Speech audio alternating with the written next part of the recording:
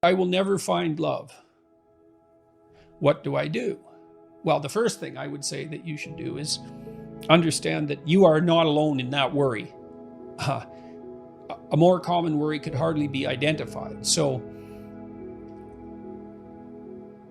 And if you find love, then you'll probably worry about whether you'll keep it or whether or not that's the right love for you. So I guess part of the answer is you act in spite of your worry.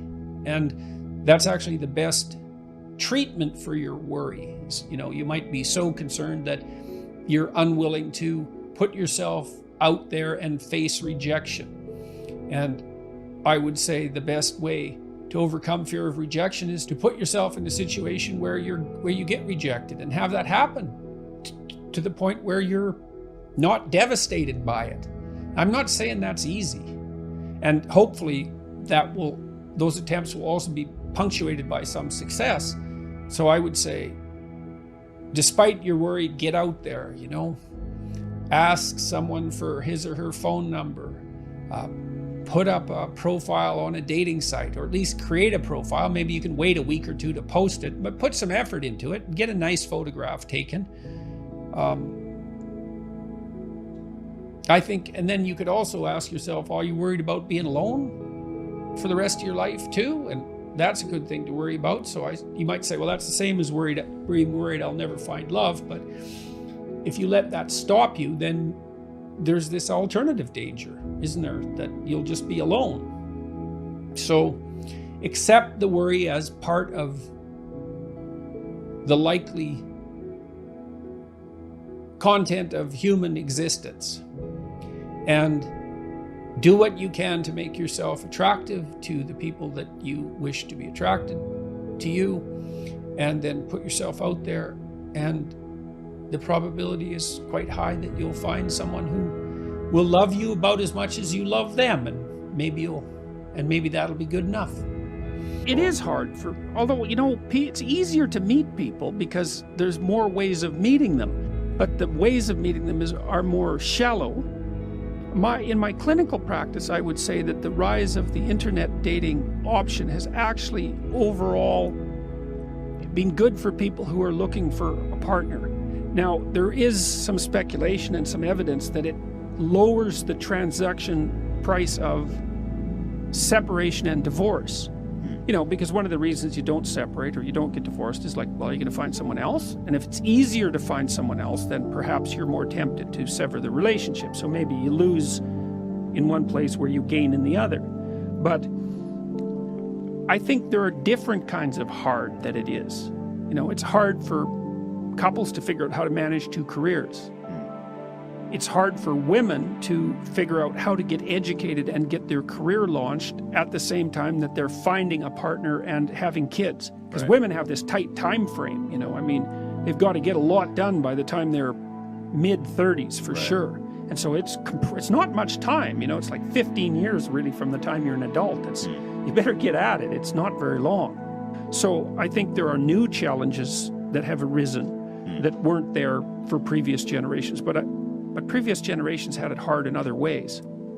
We've got a hypothesis that we're still working out that's supported to some degree by the relevant literature. So imagine that you're looking for a stable partner, right? So you might think, well, what do you want in a stable partner?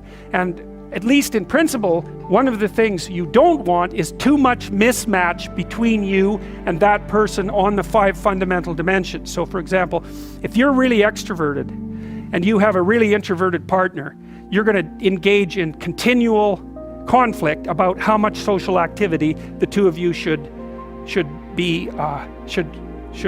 subject yourself to.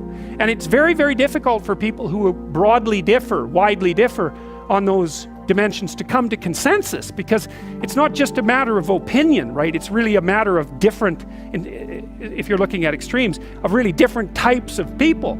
And the thing about introverts is they just don't enjoy large-scale social interaction that much. One-on-one they're often fine, but in a group they don't like that, and it tires them out. Whereas a real extrovert, it's like you isolate them and they just wither on the vine, because a huge part of what actually motivates them in a positive way is tangled up with social interaction. And so if you're an agreeable person and you have a particularly disagreeable partner, you're also going to run into problems, because the agreeable person will say whatever you want, whenever, and the disagreeable person will say, well, I'd like to know what the hell you want for a change, and be much more harsh and much more demanding in the situation. And the agreeable person is going to find the disagreeable person harsh and unpleasant, and the disagreeable person is going to find the agreeable person wishy-washy and unable to stand up for themselves. And again, that's actually one of the primary sources of tension between men and women, because women tend to be higher in agreeableness than men. It's about half a standard deviation, which is quite a large difference by psychological standards. So another reason why it's useful to understand your personality is because I think it gives you a better crack at finding someone that you can actually live with over the long run. And we don't know what the optimal, I don't think you want to live with someone who's exactly like you, because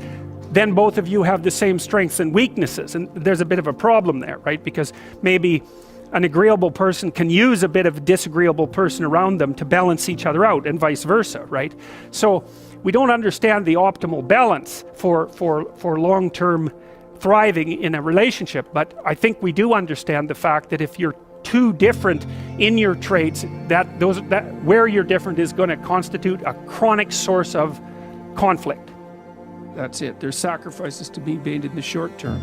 You know, and I mean, people have to, the effort issue is like, well, when you're in love with someone, you're going to organize your schedule and make them a priority.